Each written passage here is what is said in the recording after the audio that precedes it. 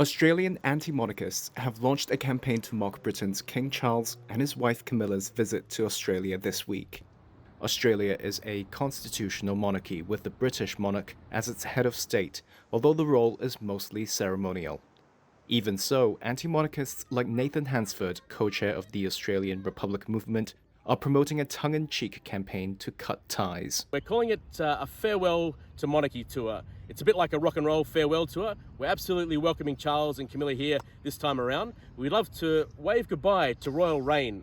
Next time they come, we'd love to welcome them as visitors, absolutely welcomed by an Australian head of state. Australians voted against becoming purely a republic in a referendum in 1999, but there have been repeated calls for another ballot.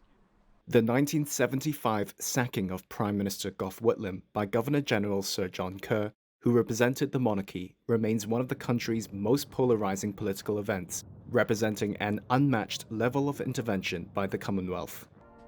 The Republic movement hopes to reignite discussion about a vote during the royal visit from October 18th to 26th, and urge Australians to consider the role a ruling British king plays in 2024 and beyond.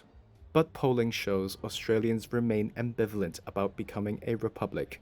News Corp newspapers this week published a poll showing 45% support Australia remaining a constitutional monarchy. That's compared to 33% who support Australia becoming a republic. And the rest is undecided.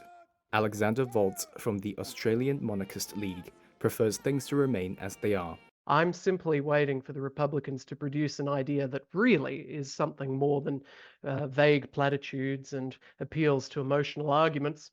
It's something that could actually be better than what we already have. Despite having been on the record saying he wants an Australian as Australia's head of state, Prime Minister Anthony Albanese has not actively campaigned for the British monarch to be replaced.